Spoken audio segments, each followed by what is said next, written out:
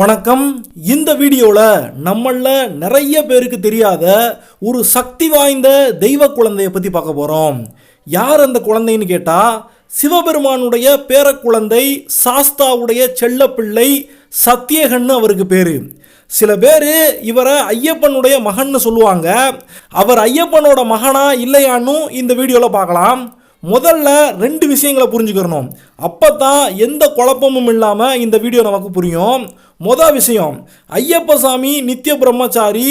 அந்த ஐயப்பனுடைய அவதாரத்தில் அவருக்கு குழந்தைகளே கிடையாது. அவரே ஒரு அழகான குழந்தை தான்.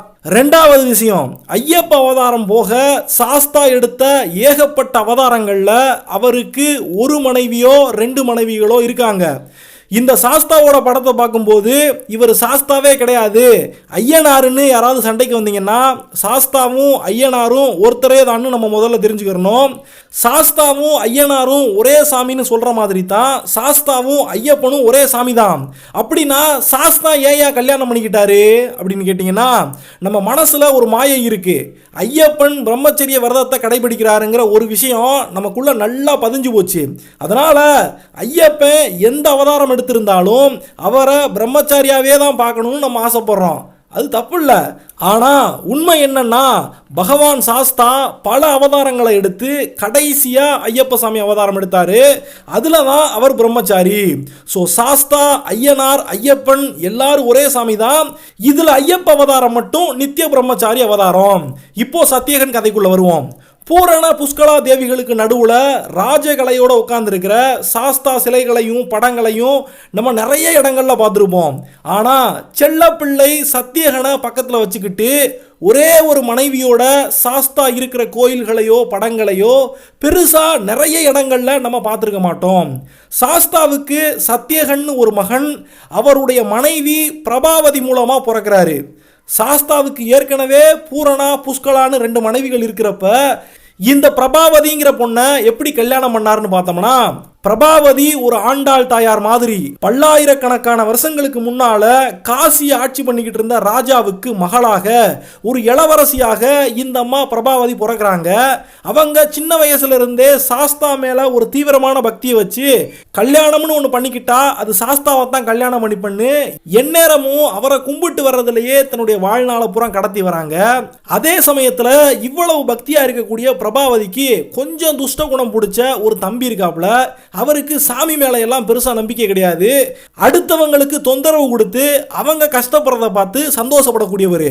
அவர் ஒரு இளவரசனா இருக்கிறதுனால அவர் பண்ணக்கூடிய அந்த அட்டூழியங்களை பத்தி யாராலையும் வெளியே சொல்ல முடியாம கஷ்டப்பட்டுக்கிட்டு இருப்பாங்க. இப்படி ஒரு சமயத்துல இந்த கெட்ட எண்ணம் முடிச்ச இளவரசன் காட்டுக்கு வேட்டைக்கு போறாப்புல. தன்னோட சேர்ந்து நிறைய வீரர்களையும் காட்டுக்குள்ள கூட்டு போறாரு. அப்படி அவங்க போய்கிட்டு இருக்கும்போது ஊர் கடைசியில ஒரு வீட்டுல ஒரு ஃபங்க்ஷன் நடக்குது. அது என்னன்னு இளவரசன் உள்ள போய் பார்க்கறாரு. அப்படி அவர் போய் சேர்ந்த வீடு ஒரு அந்தனர் வீடு. அந்த வீட்டில் இருந்த சின்ன பையனுக்கு பூணூல் அணிவிக்கக்கூடிய அந்த ஃபங்க்ஷன் நடந்துகிட்டு இருக்கு. நம்ம இளவரசனுக்கு தான் யார் சந்தோஷமா இருந்தாலும் பிடிக்காது. அதனால அந்த வீட்டுக்குள்ள நடக்கிற ஃபங்க்ஷன்ல போய் நிறைய பிரச்சனைகளை பண்றாரு. எல்லாத்தையும் தூக்கி போட்டு உடைக்கிறாரு. அந்த வீட்டுக்குள்ள ஃபங்க்ஷனுக்காக வந்தவங்க எல்லாருமே பயந்து போய் நிக்கிறாங்க. அத்தோட நிக்காம எப்படி இவங்க இவ்வளவு சந்தோஷமா இருக்க போச்சுன்னு சொல்லிட்டு அவங்க வீட்டுக்கு பக்கத்திலே இருந்த தோட்டத்தையும் போய் அழிக்க பார்க்கறாங்க. அப்போ அந்த வீட்டில் இருக்க எல்லாரும் முன் வந்து சொல்றாங்க, வீட்டில் இருந்த பொருட்களை எல்லாம் தூக்கி போட்டு உடைச்சிங்க, எல்லாத்தையும் சீரழிச்சிங்க, அது கூட பரவாயில்லை. ஆனால் இந்த தோட்டத்திலிருந்து பறிக்கக்கூடிய மலர்களை, இந்த தோட்டத்திலிருந்து கிடைக்கக்கூடிய பொருட்களை வச்சு தான் நாங்கள் சாமிக்கு பூஜை பண்ணுவோம். இது ஒரு சாமிக்கான நந்தவனம், சாமிக்கான தோட்டம், இதை மட்டும் அழிக்காதீங்கன்னு சொல்கிறாங்க. சாமியாவது பூதமாவது என்ன யாரும் எதுவும் செய்ய முடியாதுன்னு சொல்லிட்டு அந்த நந்தவனத்தை பூரா தன்னுடைய வீரர்களை வச்சு அழிக்க வச்சிடறான் அந்த இளவரசன். இதையெல்லாம் தடுக்க முடியலன்னு வீட்டில் இருந்த பெரியவங்க எல்லாரும் கண்ணீரை வடிச்சு நிற்கிறாங்க. அப்போ அந்த வீட்டில் இருந்த குழந்தை மட்டும் இளவரசனா யாருன்னு அவனுக்கு தெரியாதுல்ல. அதனால பயப்படாம போய் இளவரசன் எதிர்த்து கேள்வி கேட்கிறான். எல்லாரும் வெளியே போங்கன்னு சொல்றான். அதனால கோபப்பட்டு போன இளவரசன் வேட்டைக்கு கூட கூப்பிட்டு வந்திருந்த அவனுடைய நாய்களை வச்சு அந்த குழந்தைய கடிச்சு கொல்ல வச்சிடறான். அத்தனை அட்டூழியங்களையும் முடிச்சுக்கிட்டு இப்போ இளவரசன் வேட்டைக்கு கிளம்பி போயிடுறான். இப்படி ஒரு குழந்தையவே கொண்டு போட்டானே, கண்டிப்பாக இதுக்கு நியாயம் கேட்கணும்னு சொல்லிட்டு அந்த இறந்து போன குழந்தைய தன்னுடைய தோளில் போட்டு அதோட அப்பா அரசவையை நோக்கி போறாரு. ஆனா இளவரசன் தான் இவ்வளவு பெரிய தப்பு பண்ணாங்கிறதுக்காக அவருக்கு அந்த சபையில ஒரு நல்ல நீதி கொடுக்கப்படல. இந்த குழந்தையுடைய உயிருக்கு ஈடாக உனக்கு எவ்வளவு செல்வத்தை வேணாலும் தாரேன், இந்த விஷயத்தை பெருசுப்படுத்தாதன்னு சொல்றாங்க. இதனால ரொம்பவே மனசு நொந்து போன அந்த அந்தனர் பகவான் சாஸ்தாவை கூப்பிட ஆரம்பிக்கிறாரு. அவரால் தான் தனக்கு ஒரு நல்ல நியாயத்தை கொடுக்க முடியும்னு சொல்லிட்டு அவர் வேண்ட ஆரம்பிக்கிறாரு. இந்த பக்தனுடைய அந்த பிரார்த்தனையை கேட்டுக்கிட்டு ஒரு மிகப்பெரிய வேடனை போல உருவம் எடுத்துக்கிட்டு தன்னுடைய பூதகணங்களை எல்லாம் தன்னுடைய படை பரிவாரங்களா வச்சுக்கிட்டு இந்த காசி தேசத்துக்கு வந்து சேர்றாரு. அப்படி வந்தவர் அரண்மனையில் இருக்கிற அத்தனை பேரையும் சிறைபிடிக்கிறாரு. அவங்களையெல்லாம் ஒரு மண்டல காலம் ஜெயிலில் போட்டு அடைக்கிறாரு. அவங்க பண்ணினது ஒரு மிகப்பெரிய தப்பு அப்படிங்கிறத இந்த சிறைவாசத்தில் அவங்கள உணர வைக்கிறாரு. அதே சமயத்தில் தான் இந்த அரண்மனையில் இருந்து அத்தனை பேரையும் சிறைப்படுத்தி இருந்தாரு. இங்கதான சாஸ்தாவை மனமுருகி வேண்டி எந்நேரமும் அவரையே கும்பிட்டுக்கிட்டு இருந்த இளவரசி பிரபாவதி இருக்காங்க. அந்த பிரபாவதி கிட்ட போய் இப்போ படையெடுத்து வந்து நிற்கிற நம்முடைய சாஸ்தா தன்னை கல்யாணம் பண்ணிக்கும்படி தானா வேண்டி விரும்பி கேட்கிறாரு. இதை கேட்ட அந்த பொண்ணு என்ன சொல்றாங்க, உன்ன மாதிரி சாதாரணமான மனுஷனை நான் கல்யாணம் பண்ணிக்க மாட்டேன், நான் கல்யாணம் பண்ணுனா சாஸ்தாவை தான் கல்யாணம் பண்ணுவேன் அந்த அம்மா சொல்றாங்க. இப்படி பிரபாவதியுடைய பக்தியை பார்த்து சாஸ்தா பூரிச்சு போயிடுறாரு. அதுக்கப்புறமா கொஞ்ச காலம் கழிச்சு தான் உண்மையிலேயே யாரு அப்படிங்கிறத இந்த மக்கள் எல்லாருக்கும் புரிய வச்சிருக்காரு. அத்தோட சேர்ந்து இவ்வளவு காலமாக அவரையே கல்யாணம் பண்ணிக்கிறணும்னு சொல்லிட்டு வேண்டி விரும்பி காத்திருந்த பிரபாவதியையும் கல்யாணம் பண்ணிக்கிறாரு. அந்த பிரபாவதி சாஸ்தாவுடைய இந்த அவதாரத்துக்கும் பிறந்த குழந்தை தான் சத்தியகன் சொல்லப்படுது. சாஸ்தா எடுத்து வந்த இந்த அவதாரத்துக்கு நிறைய பேர்கள் சொல்லப்படுது. ஒன்னு ஆரிய சாஸ்தான்னு சொல்லுவாங்க, இன்னொன்னு பிரம்ம சாஸ்தான்னு சொல்லுவாங்க. பிரம்ம சாஸ்தான்னு சொல்லும்படியாக இந்த சாஸ்தாவுக்கு பக்கத்தில் உட்கார்ந்து இருக்கிற பிரபாவதி தன்னுடைய கையில சரஸ்வதி தேவி எப்படி ஒரு வீணையை வச்சிருப்பாங்களோ அதே மாதிரியாக ஒரு மாணிக்க வீணையை கையில வச்சிருப்பாங்க. உண்மையிலேயே சரஸ்வதி தேவியினுடைய ஒரு சக்தியால தான் இந்த பிரபாவதி முதல்ல இந்த பூமிக்கே புறப்படுத்து வந்தாங்கன்னு சொல்லப்படுது.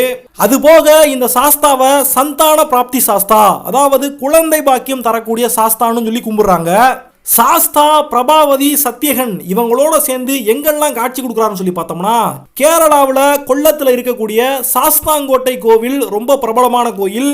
அங்க ஒரே பீடத்தில் தன்னுடைய மகன் மனைவியோட சேர்ந்து சாஸ்தா காட்சி கொடுக்குறாரு. நம்ம திருநெல்வேலி, கன்னியாகுமரி, தூத்துக்குடி மாவட்டங்கள்லையும் இப்படி சத்தியகனோட சேர்ந்து சாஸ்தாவும் பிரபாவதியும் காட்சி அளிக்கக்கூடிய அந்த சிலைகள் சின்ன சின்ன கோயில்களில் கூட பல இடங்கள்ல நமக்கு தெரியாமலே இருக்கு. நிறைய இடங்கள்ல சாஸ்தாவுடைய பரிவார தெய்வங்கள்னு சொல்லும் போது செல்லப்பிள்ளை அப்படின்னு ஒரு சாமியை கும்பிட்டு வருவாங்க. அந்த செல்லப்பிள்ளை வேற யாருமே கிடையாது, சத்தியகன் தான். இன்னைக்கு எப்படி சாஸ்தாவோட சேர்ந்த பிரபாவதி சத்தியகனுடைய வரலாறு தெரிஞ்சுக்கிட்டோமோ அதே மாதிரி பூரண புஷ்கலா தேவிகள் அந்த ரெண்டு மனைவிகளையும் எந்த ஒரு சந்தர்ப்பத்தில் நம்ம சாஸ்தா கல்யாணம் பண்ணிக்கிறாரு, எப்படி முருகன் வள்ளி தெய்வானைய கல்யாணம் பண்ணிக்கிறதுக்கு மிகப்பெரிய திருவிளையாடல்கள்லாம் நடந்துச்சோ அதே மாதிரி சாஸ்தா இந்த பூரண புஷ்கலை இந்த ரெண்டு மனைவிகளை எப்படி கல்யாணம் பண்ணிக்கிறார் அப்படிங்கிறத அடுத்த வீடியோல பார்க்கலாம். இந்த வீடியோ உங்களுக்கு பிடிச்சிருந்துச்சுன்னா ஒரு லைக் கொடுங்க. இந்த வீடியோ எப்படி இருந்துச்சுன்னு கமெண்ட்ஸ்ல சொல்லுங்க. இதே மாதிரியான ஆன்மீக தகவல்களை நீங்க தெரிஞ்சுக்கிறதுக்கு இந்த சேனலை சப்ஸ்கிரைப் பண்ணி பெல் ஐகானை கிளிக் பண்ணி ஆல் அப்படிங்கிற ஆப்ஷனை தொட்டு வச்சுக்கோங்க.